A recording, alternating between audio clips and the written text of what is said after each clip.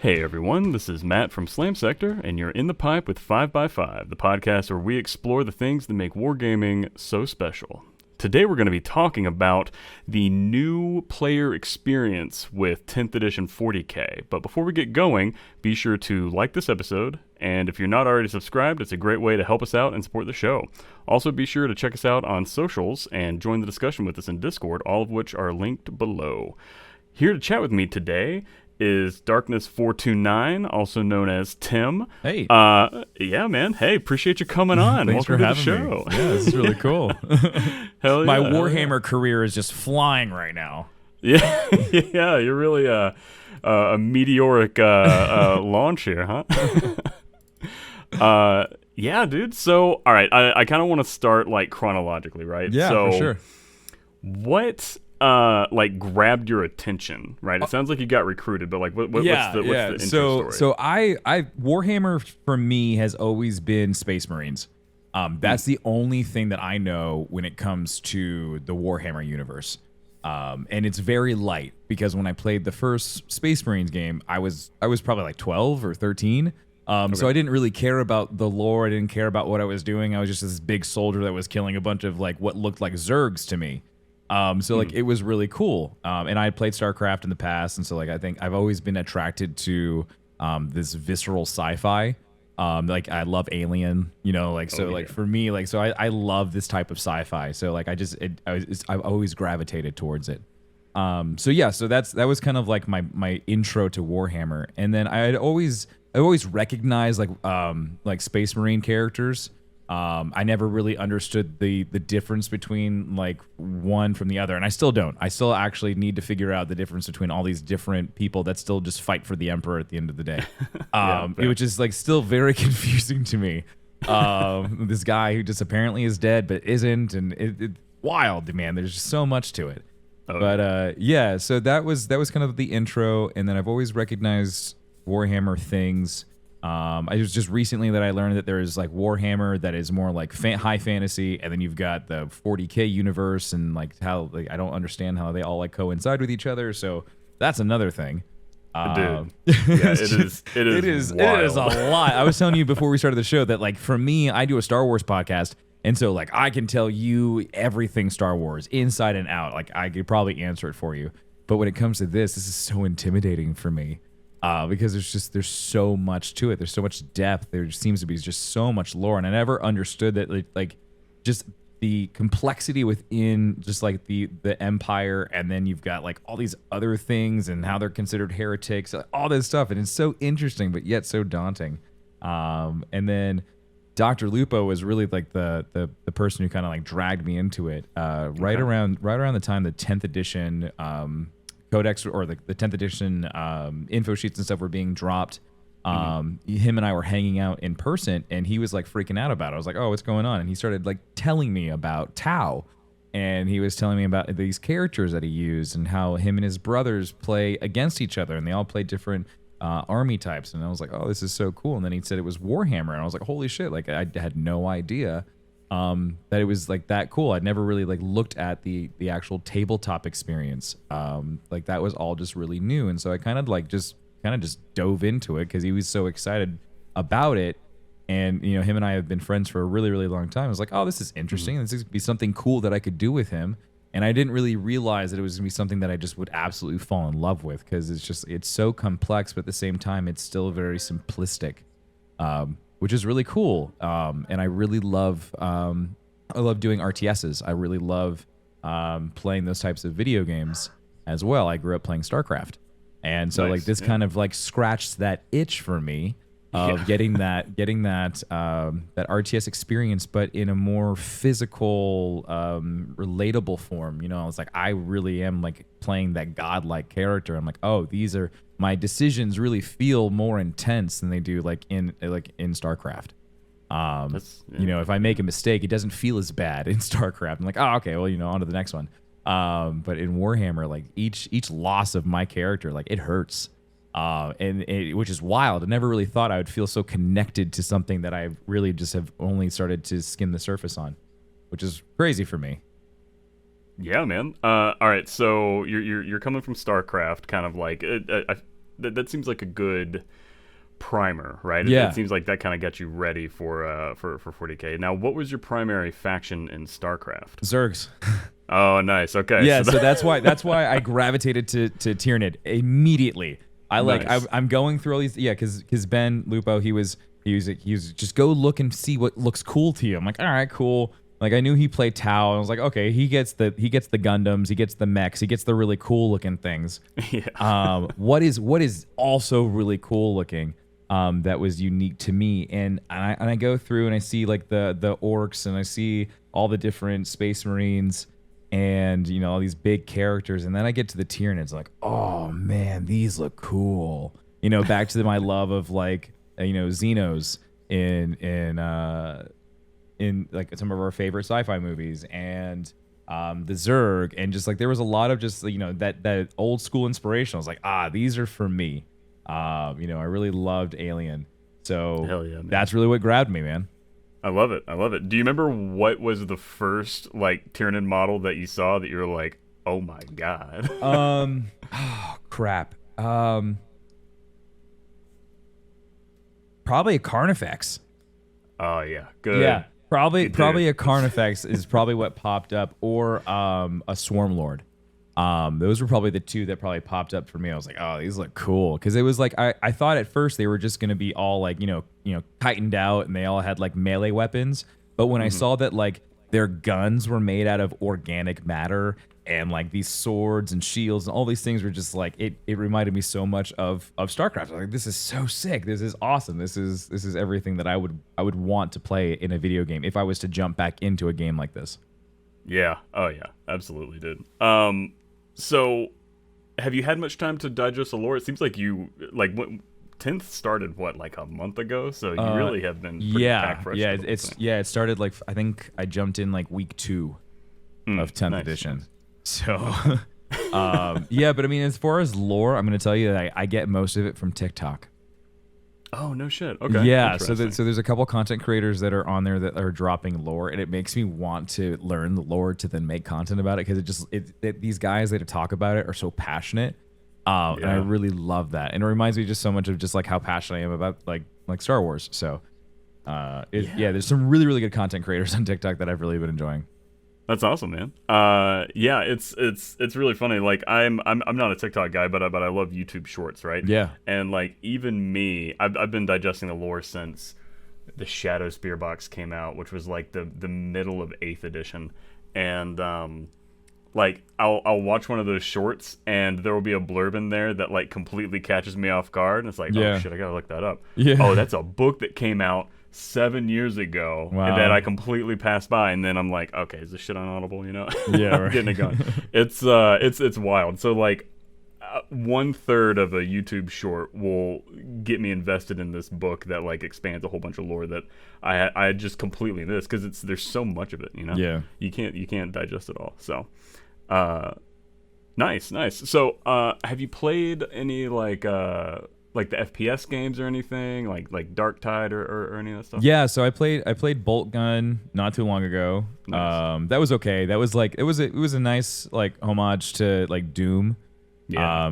It brought me back to like the Super Nintendo days. Like I remember like playing my uncle's Super Nintendo and Doom and or like Duke Nukem.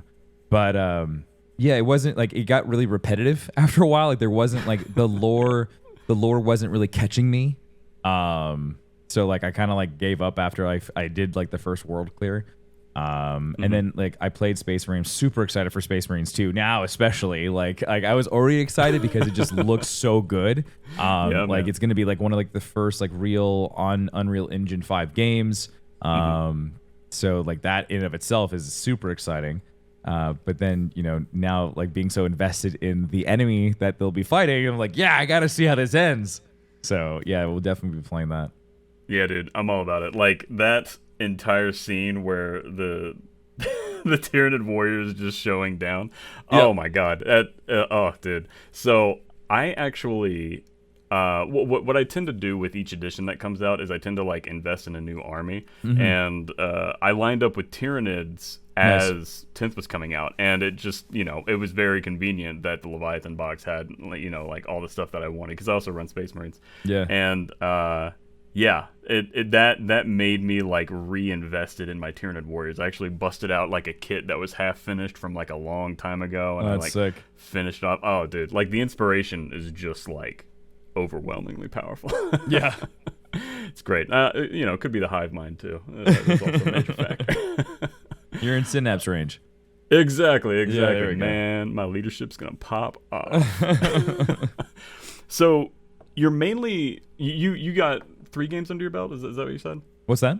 You have 3 games. Yeah, of so I 40K have under I your have belt? two incursions and then the one 2K. So yeah, Nice. so that was a lot. Like like 1K. The first 1K was a lot. The second game was 2K, and that was like that felt like learning how to do addition and then being told to do calculus too.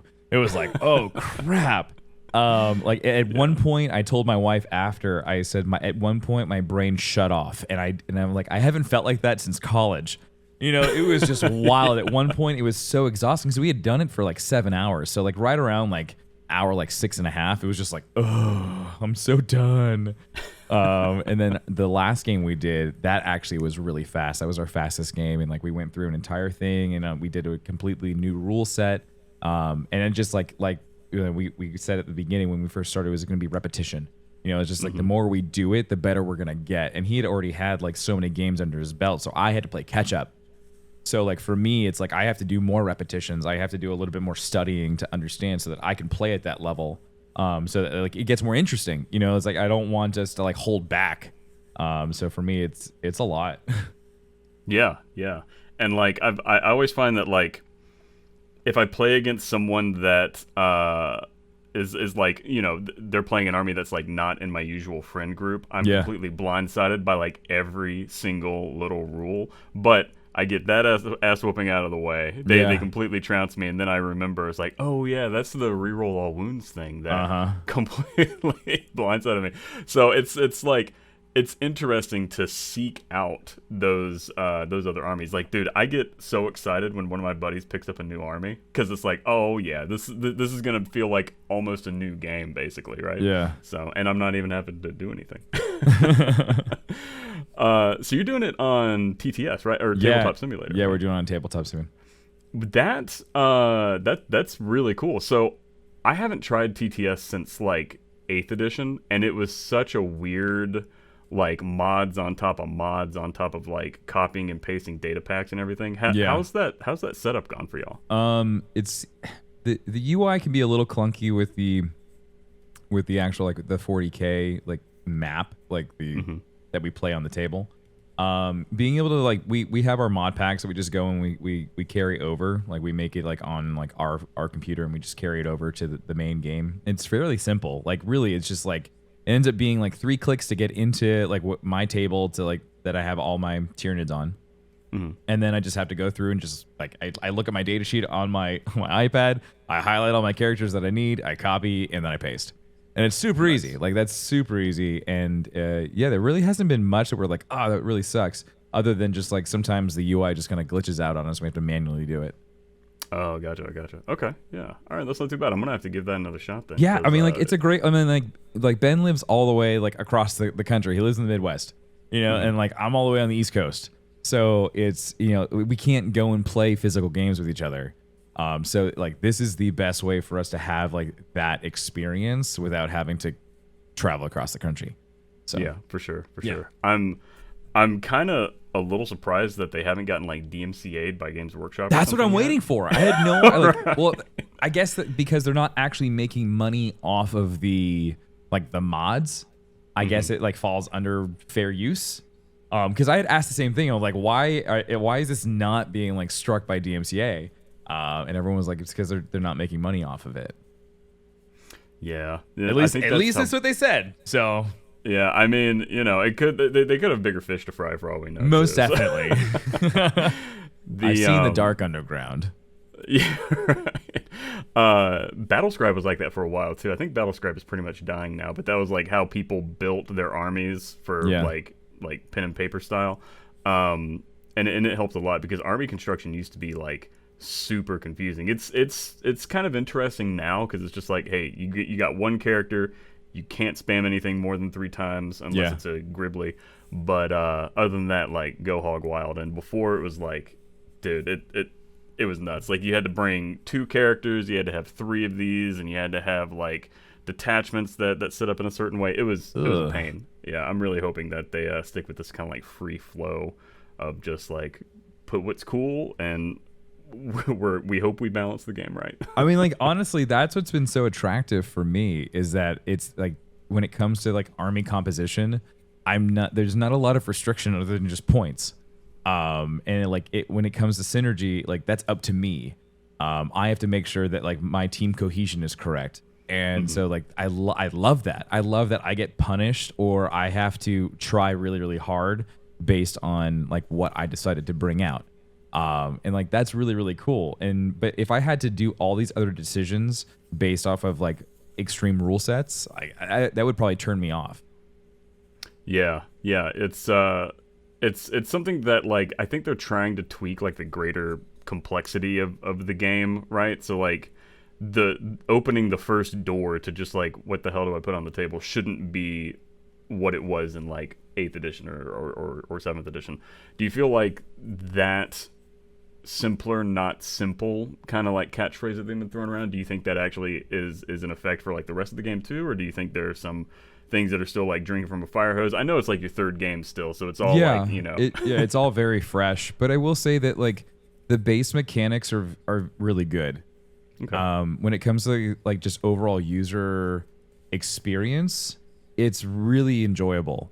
The thing that I see as the learning curve, or where the skill ceiling starts to go up, is really when it comes down to knowing who you're playing and being able to form an army around those play styles, and then also being able to utilize your objectives correctly. I love that it's objective play. I love knowing that I could screw up in a skirmish, and if I'm playing my objective, I'm getting rewarded for it. Like, if it was constantly a table clear game, that would get boring for me.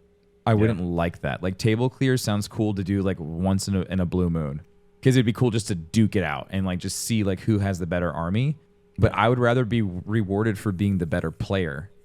And so, like, and that's in any objective-based video game that I've ever played. Like, it's really cool to have, like, the most kills in a game, but, like, who did all the healing and the rezzing and the resupplying and the flag capturing and the vehicle driving and the vehicle repairing and all of that stuff? Like, who is the Swiss Army knife? Those are the people that are the real players. And so I think, like, 10th edition, knowing how it was before and knowing that it was focused more on the table clears and not so much the objectives, I really like that. I get reward. Like that's how I won my first game. I didn't win my first game because I table cleared or I kicked his butt. Like, I played the objective. I held my flags, and that was it. And I won really, really well. And then it was the same in my second game. You know, it's just like it just comes down because like I have the better ability because my army just shines there. Like, that's what the Tyranids do. The whole idea is to map, control, and have objectives. And so it's really hard for a Tau player to try to cap a flag when, if you get close enough, I'm gonna rip your head off. You know, like that. I mean, like that, and that's the thing. Like, it's really cool, and it's that rock paper scissor. It's the everything that I love about like Battlefield. Like, I'll use Battlefield examples all day long. Like, that's a rock paper scissor game. Mm-hmm. It's all about like, what did you bring out? Okay, I bring out this, but then what did you do with the thing that you brought? And that's really cool. Like, that's really, really neat to me. Hell yeah, man. No, this is awesome. This is making me want to like play a game of 40k right now, and I've been playing forever. Have you looked into any of the Combat Patrol stuff? No. So Combat Patrol, and I'll just go down this tangent just for a little bit. Combat Patrol is like lunchtime 40k is kind of like the pitch of it, right? So it's a single box. It has a specific loadout. And you can tweak your warlord trait, and you can between 2 options, and you can tweak your secondary between 2 options. And other than that, it's completely locked in. And it's these like you play on like, it's not even a half court; it's like a quarter size of a table. And that like smaller size 40k makes things, at least like with building the kits and everything, like all the encompassing stuff, just so much more palatable, I feel. And it's like blitz mode. Yeah, it's like a fast action type thing. Yeah. Like you can legit, if both people kind of like have a few under their belt, you can legitimately get a game done in like 60 minutes, man. So that's similar to the Star Wars tabletop game. I was told that like the maximum amount of time is like 90 minutes. And for me, yeah. I think it's Legion. It, like for me, like a game like that is something that I would love to do at home. You know, like that would be cool. Like I wouldn't want to do a 7-hour game at home. Like I couldn't. Like that just sounds exhausting. But like, you know, like to bust out that and do it like on a Saturday afternoon, you know, with the family or something, like that would be really cool. Like when my son gets older, I would love to do that, but I wouldn't want to spend like 8 hours of doing tabletop with him. That sounds miserable. Oh yeah. I but mean, like, but if I could teach, you know, if I could teach him when he's a little bit older, you know, something like that, that'd be really cool. Yeah. Hell yeah. Do you think that you would ever kind of dip your toes into like the I'll call them analog models sometime? Is that in the future? Okay, I found out there's a wargaming store like 30 minutes from my house. Oh yeah, that'll do it. Yeah, so like I already know a place that I need to go at some point when I'm not really busy, and then I also purchased a resin printer. Oh man, nice. Yeah, so I've been wanting an excuse to print minis. And I never had one until now, because I've always wanted to do painting. I've always wanted to do model painting. I love watching model painting creators. I will sit there and watch people paint models all day long. Damn. Okay. Nice. And so I was like, you know what? Like I just started doing YouTube stuff, and I was like, okay, here's a reason to buy a resin printer, because like the Warhammer Wednesday stuff has been going so well. I'm sure people would love to, and I even asked, I was like, would you guys like to watch me print stuff and paint it? They're like, yes, that sounds awesome. I'm like, all right, purchased. It was very easy. I just needed someone to push me. There you go. They totally enabled you, man. You Indeed. got content for days right there. Most definitely. That's really cool. I went down the printing rabbit hole pretty recently. And I want to say it was about a year ago. I started with resin, and then I upgraded to FDM, and I think in my horizon, like my magnum opus for printing is gonna be, I'm gonna try and print one of those like Warhound Titans, like the big things where it's like to put it on the tabletop, it costs I think like 1,200 points right now, and then you're able to bring like a few little guys alongside their feet, you know. So that's like I'm coming up to it, and I gotta get ready for it, basically, right?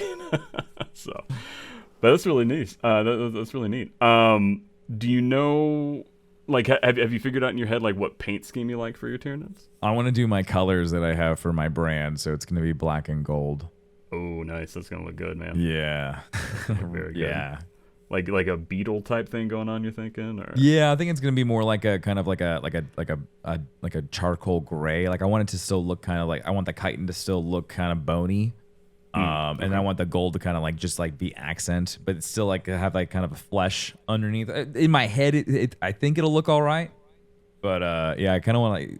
Chat was kind of mentioning that I should do the colors, and I was like, that's a really good idea. So we'll see how it looks. Yeah, dude, that sounds awesome. You you got to post them up. I'm gonna check them out whenever you get that going. Most definitely. All right, so yeah, you're talking to your chat about 40k a lot. What's your impressions of the Warhammer community as a whole, do you think? Very passionate. Holy crap. Extremely passionate. I think they know everything there is to know about the rules. So it can be a little daunting. It can be a little frustrating. But at the same time, some of the nicest people. A lot of people are very much understanding. They're also super helpful of like, hey, don't forget this thing. And so we've gotten to the point where we like have to turn chat off, you know, just to make sure we're focused on the game. But you know, so there's a good mixture of extremely passionate and maybe a little too passionate, and also extremely helpful. Yeah, that'll happen. I mean, like I feel like Star Wars has pretty. Oh, most buckets, definitely. Right? That's why we stopped doing it as a live stream. That's why our podcast went to only recording. Oh, that's hysterical, man. I didn't know that. Because the Star Wars community can be very passionate. Oh yeah, I mean that's an understatement. Yeah. Oh man, I love it. Well, cool. So, it seems like right now you're kind of like starting to wander into like full bore. I call them like 2,000 point games. Do you think it's gonna take like? Are you interested in like kind of drifting towards that competitive end, or are you interested in like narrative stuff, or? I definitely like the gaming aspect of Warhammer, I think, more than anything else.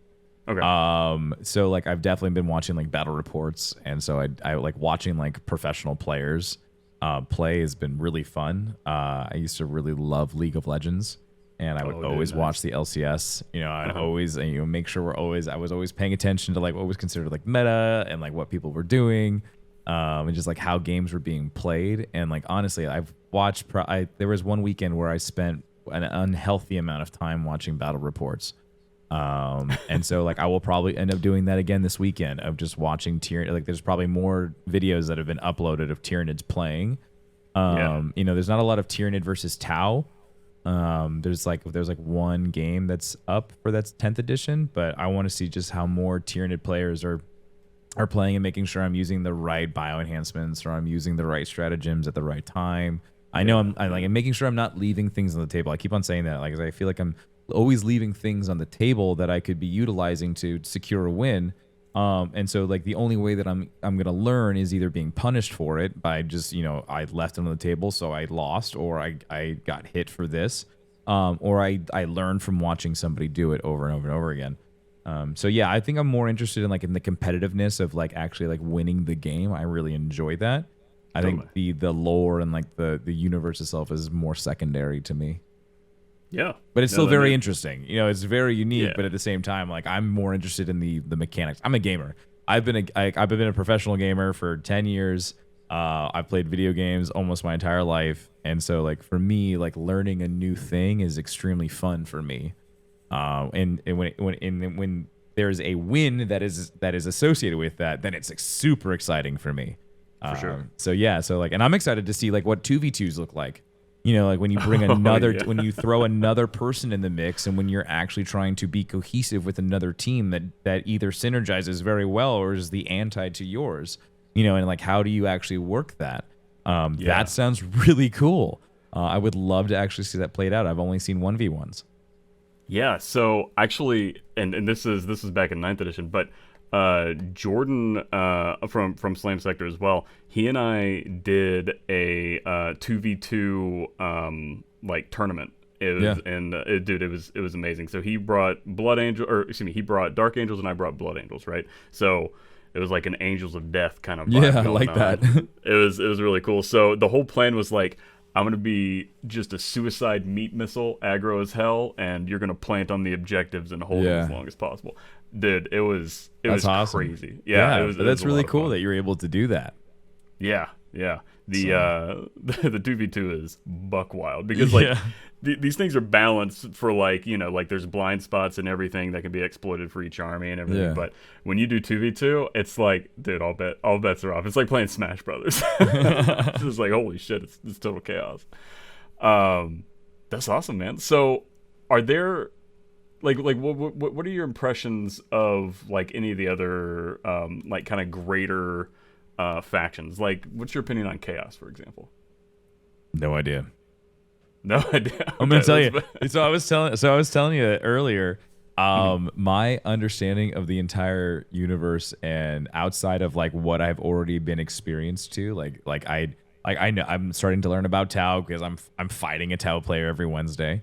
Yeah. You know, I've been learning more about Tyranid.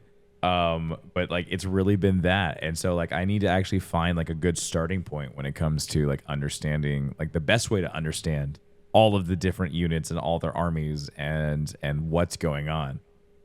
So that's where I'd end up leaning on someone like you.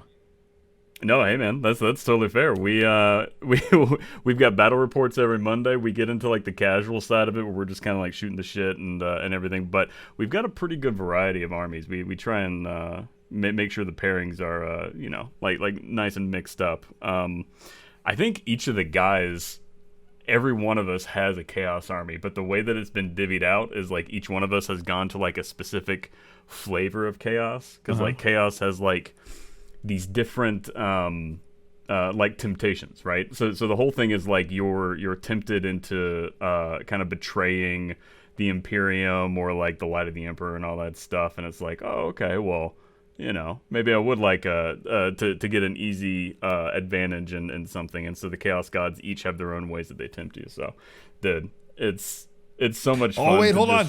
I saw this TikTok. The Chaos Gods. I learned about the mother. Oh, and there's like how many? There's 8 of them.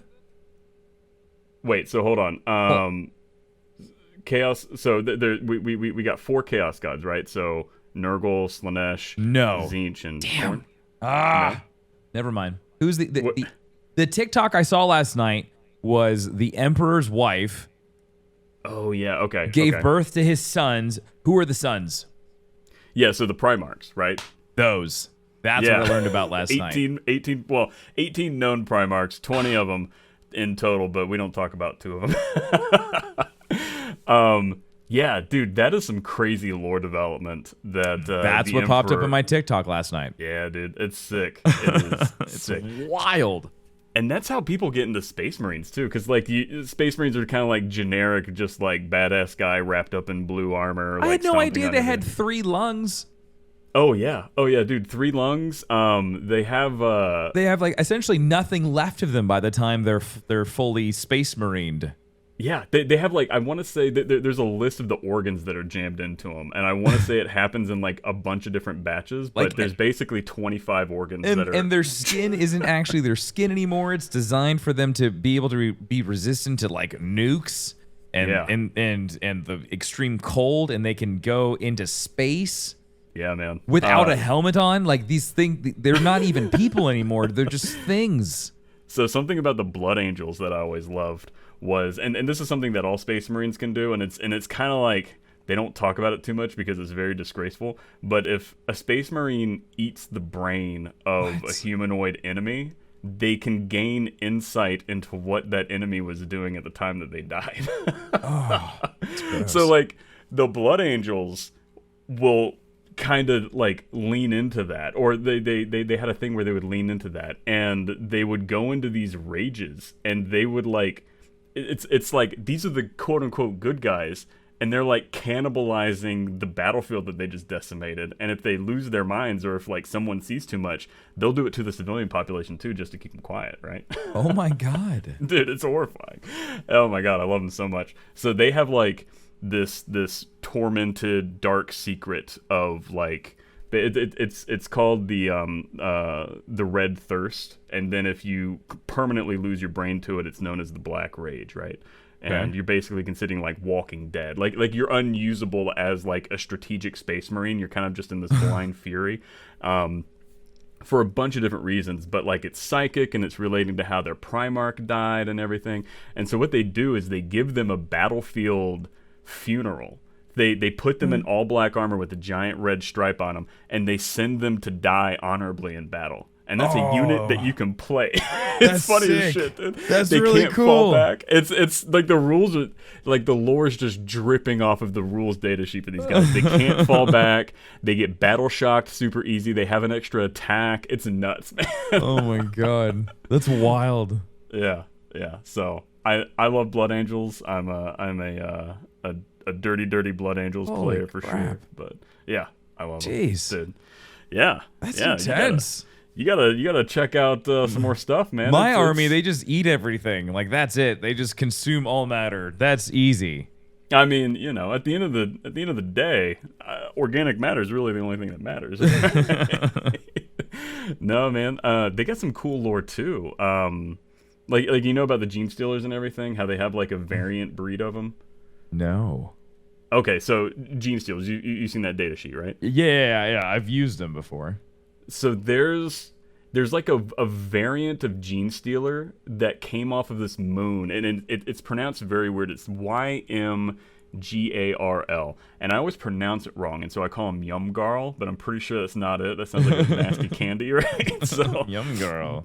Right. The head that they have is like the one with all the tentacles and everything. It's not like a normal like biting gene stealer mouth. It's got like the tentacles coming out.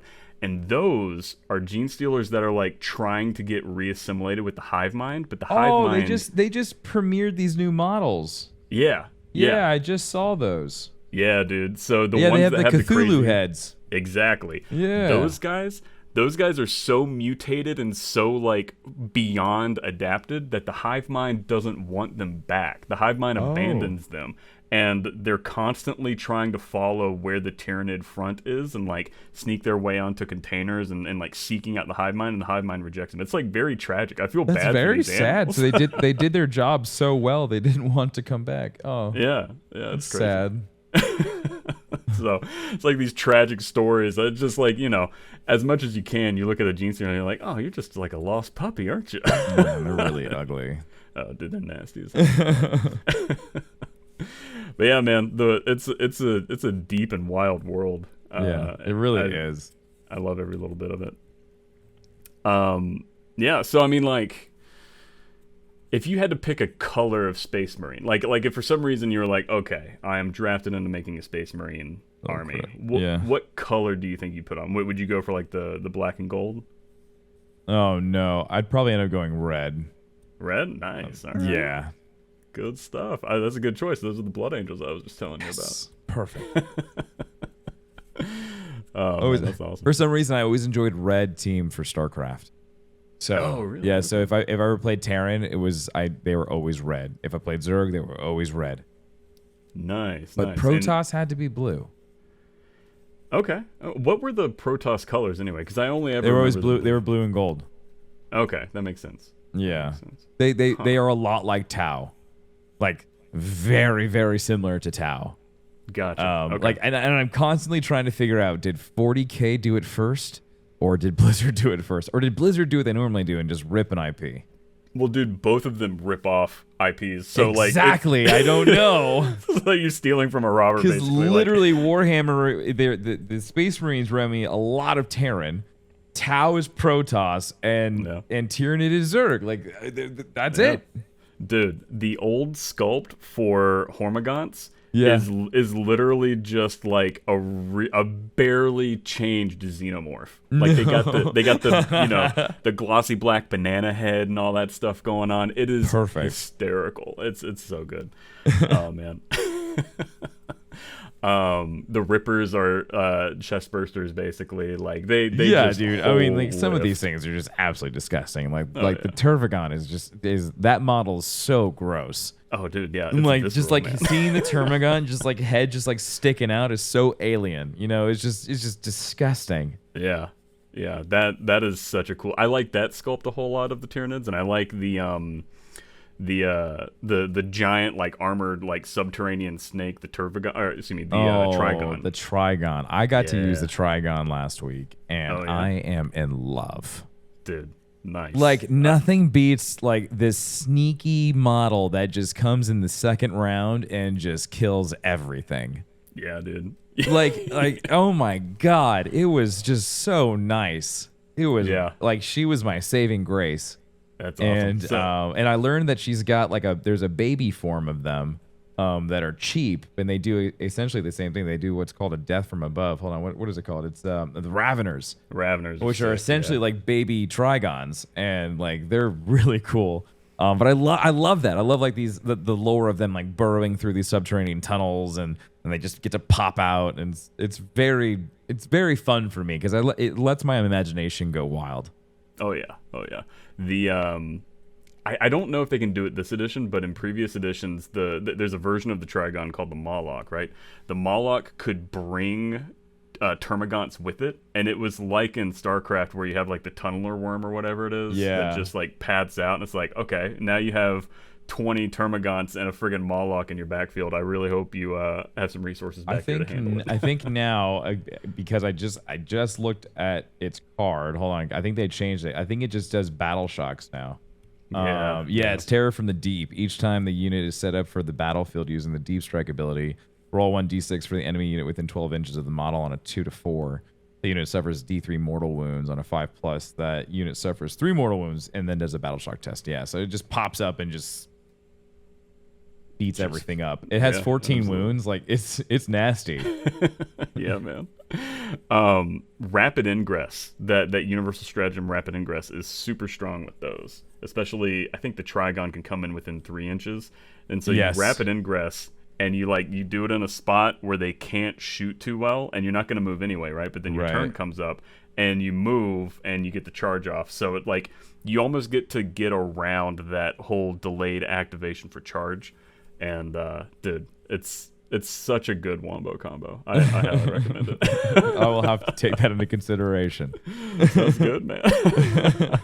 That's really nasty. That's a really gross combo. Yeah, oh, yeah. Man. Oh yeah, it's a fun one. Yeah, dude. So, do you think?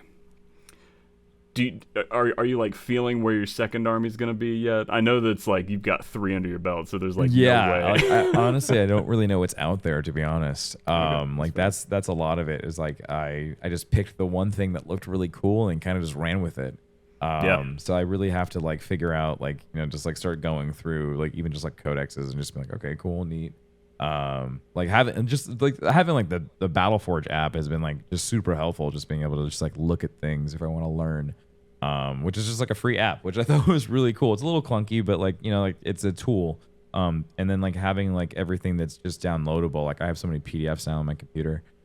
For I've got like quick set rules, I've got like I've got like the entire rule book, I've got like all these things that I'm able to like just like quick search if I need to be able to figure something out. Or even like what's really cool in the Battleforge app, like it just has a reference table, so I just search if I want to find a freaking rule, which is like just like having the ability to quick search something if I ever have a question is just really cool for me. It's nice not having to constantly have to Google like look for like something or a reference. Like it's pretty much all like cut and dry. Like that's the one thing I loved about once I figured out what the heck a stratagem was. Like it walks your hand. It tells you literally when to use it. It's like, here's your scenario, just stick to it, the plan, and like it's super easy. So like that's the one thing that's like fun. Like they again, like we talked about, it's like it's a great the way that 10th edition is now, I think, is a great way to really welcome people into the universe. Like if you want to not scare people away, this is an awesome way to do it. Totally. And then what you do is then you start to find the complexities of it, because like knowing how to use a stratagem, like knowing when to use a stratagem, is completely different of knowing like how to use it. Like I know when to use my stratagems, but did I use it correctly? Yeah. And I can tell you that time and time again I've used it incorrectly because I don't know all the scenarios, and that just comes with time. It comes with repetition.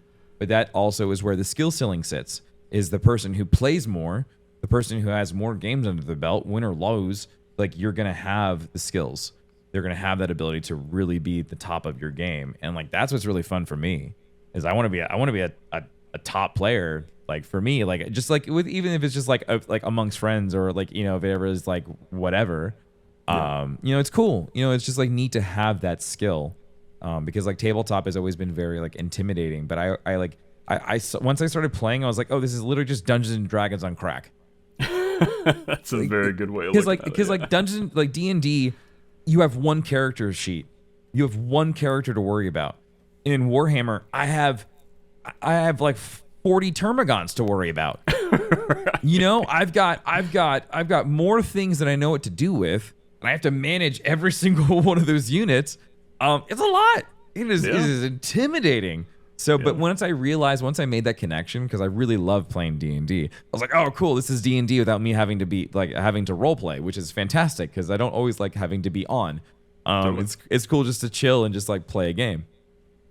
So that's where a lot of the fun, like for me, lied. I was like, oh, these are a lot of things that I really like doing already. It's just all kind of just smushed together.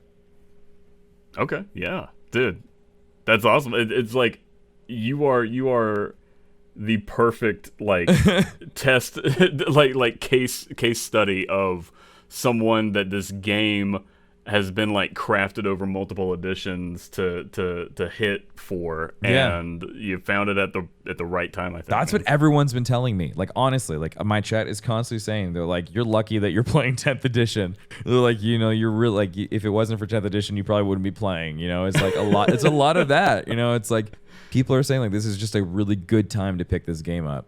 Yeah. I think they're finally figuring out what works and what doesn't, and like. It's only taken them, like, how long has this damn game been going? Like 40 years now. So, Yeah, it's been out a while. Yeah, dude, it's. I saw like maybe the second edition like rule book, and it like looks wild. Like, I mean, like, it's that 1970s kind of like style, like paper. Like it looks old, and like it looks like it was like hand drawn. And it was intense. Dude, there's some crazy stuff in there. I have to say I do have a soft spot for it, because like the art back then, like they just drew what felt coolest in the moment. There was no like coherency with it, so like a Tyranid or something like that looked like some random uninformed like imperial citizen would describe a Tyranid rather than what it actually looks like, right? It's like through that terrified uneducated person's eyes, this is what that Carnifex looked like. It's great, man. It's so much fun. So here's one for you. You're into D&D, right? Or do you usually do like fantasy settings when you're doing D&D? Yeah. Yeah, our last one we did was Lord of the Rings. Oh, nice. Okay. Yeah. That's pretty cool. Do you think that you would try the fantasy version of Warhammer? That's really interesting. I didn't even know that existed. Oh yeah, dude. So oh wait, sorry. Do you mean like do you mean like doing like a D&D version of Warhammer 40k, or are you talking about like the fantasy version, like just Warhammer? I mean, they got both. So what? The 40k RPG is like a legit thing, dude. You can like run around as an inquisitor or something, right? No way. That's awesome. Yeah. It's awesome. I got a buddy that's pretty big into it, and that's amazing. This game is so versatile. Like, I think that's what's also so cool is that this is probably one of the only like gaming IPs that is across so many different mediums and accepted across the board. Like having models, having literature, having there's shows. I think there's shows. Henry Cavill is making. He's working on one with Amazon, live right? action. Yeah. But so there will be a show. Yeah, there's cartoons like animation that's like okay. So there's anime. There's video games. There's literally everything, and it's accepted across the board. Yeah, comic books. It's insane. Yeah. Like, you don't really see that other than like Star Wars, in Star Trek. Like, I mean, like, it's definitely up there as like one of those just forever universes that will just live on for a very, very long time. It's essentially this is our mythology, which is really cool. This is our mythology, and it's so neat. Like, this is stuff that will outlive us, which is really cool. Damn, that's wild. I was thinking about it the other day. Like, I'm painting these armies, and I'm putting so much time and energy into it, and it's gonna be like a really weird thing to pass down to my kid or my grandkids. Yeah. Because they're gonna be like, oh, Granddaddy Matt was a Dirty Blood Angels player. Well, that was the one. Like, I was working on my army list, and I was like, I knew I had to have it ready for Wednesday, and so Tuesday night we're having dinner, and I was quickly going through it, and I was sitting with my son while we were eating, and I was like, what do you think of this? And like, he was like, oh, that's gross, and he's like almost 4. So like, like, it was creepy for him, but like, that's really cool. Like, it was fun. Like, I was asking him questions like, what do you think of this? And I was just talking to him about it, because like, it's something that I'm interested in, and I would love for him to play this, because it would be really cool to play against him and play with him. If he found it interesting, I wouldn't want to like force him to do it. But like, this is something that like I could do, like, that's really cool. Yeah, man. And I mean, hey, quick math, quick arithmetic, right? It practices those dice rolls. Definitely, dude. I haven't had to do quick math like on the fly like that. I mean, like, other than like doing like adding tips and things like that. But like, oh sure, really like being like on a more like competitive pace is just like, it's good for me. I'm really enjoying it. It's fun. Hell yeah, dude. It's so funny. Like, I didn't give a shit about fractions for like most of my adult life until I'm like, okay, if I go from a 3 up to a 4 up, on my save, like, how boned am I? Like, percentage wise. So going down the rabbit hole of that, and it's like, well, what happens if I can re-roll it? Like, and then just that mess of stuff. It's so much fun. Like, I never thought I'd be playing around with dice calculators when I'm bored. And then here I am figuring out what my maximum output is for. That's amazing. It's great. It's great. Dude, I'm really happy that you're being an ambassador for the hobby. It's cool. I don't know how it'll be in a year, but I mean, like, I bought a freaking printer for it, so like, yeah. And like I'm still like trying to figure out when I'm gonna be able to go down to the store in Wesley Chapel. So like, I mean, like, I'm really enjoying myself right now, and it's just like, I think it's because everyone's been so welcoming of like a new player, and like being like, oh, this is really cool, because a lot of people are learning with me, and I'm being able to like be a teacher, and I'm teaching through my experience, and like for me that's really cool, because a lot of people are now like, I didn't give a crap about this, and now I'm playing it, or now I'm like getting ready to like buy my models, or I'm getting ready to do this. Nice. And so like being able to like introduce more people to it is really cool, because selfishly that allows me to make more content around something that I am now loving, and I get to share that with more people.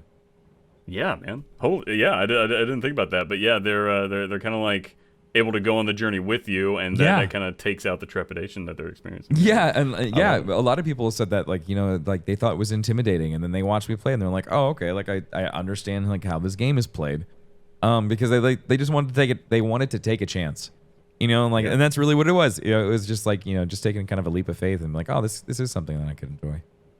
Awesome, man. Yeah. I'm so happy for you. Like, honestly, if I could like memory wipe myself and just like have a bunch of 40k shit around me and be like, wait, what is this?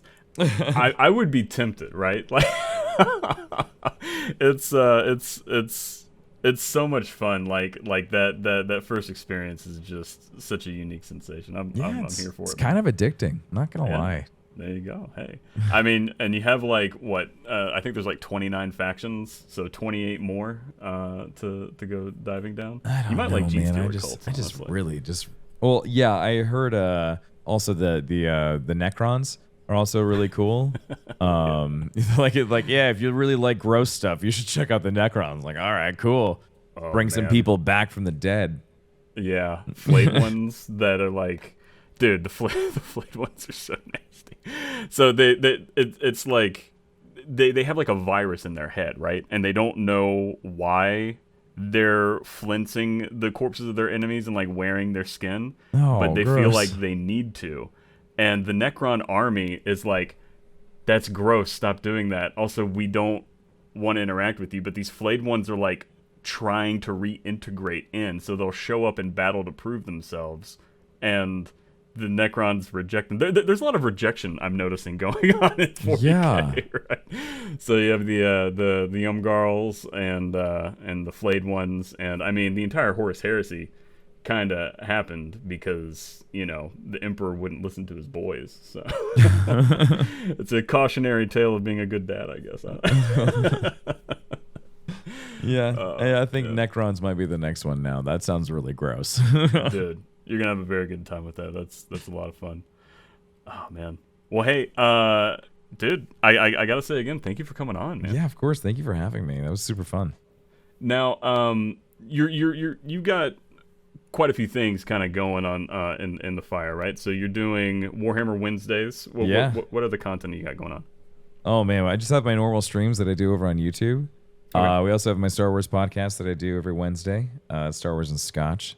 And then like that's really it. Yeah, man, I do a lot of streaming, a lot of live streaming. But that's been my thing. I've been a live streamer for 10 years. So like I love what I do. I love the live environment. It's so much fun. Yeah, I bet. What do you what's like the current hotness for you with live streaming? I mean, I've always been a shooter fan, but I've been bouncing around. DayZ's been super fun. Like I used to play that in college, and crazy enough, it got popular again. So I was like, all right, this is cool. Yeah, a walk down memory lane. Yeah, it's crazy. It's still being updated. Really? Holy shit. Updated. There's a lot of mods. There's a huge modding community for it. It's super cool. Wow. Yeah, that's and legit. then and then we got our gaming community expo coming up, which is super cool. Nice. Well, hey man, we'll get some links in the description so that people can wander over that way, and that'd be That'd be really nice, folks. You know, if you want to check out Warhammer Wednesdays, or if you want to check out some of the other live streaming, Daisy takes me back. I'm still reeling from that. Yeah, super fun. Some really good content. Yeah, those are some of my first like PC game induced heart attacks. I think. Daisy, man. But anyway, yeah, man. Thank you again. Most definitely. Thanks for having me. All right. Well, folks, that's going to do it for us on the 5x5 podcast. But on Slam Sector, we've got new content coming out all the time. Coming over the next week, we've got our Monday live battle reports. Get in there and check them out. We got some mysterious new merch coming out that we're currently teasing. So go ahead and get in the chat and guess what you think's around the corner. Remember, if you enjoyed what you heard today and like this episode, go ahead and hit the like button. Subscribe if you want to get updated when new episodes go up, and check out our socials at Slam Sector for Twitter. TikTok is the same thing, and Instagram is at slam.sector. And if you'd like to participate in the discussion, join us on the Discord, which is also in the link down below. Thanks for listening. This is Matt from Slam Sector, signing off.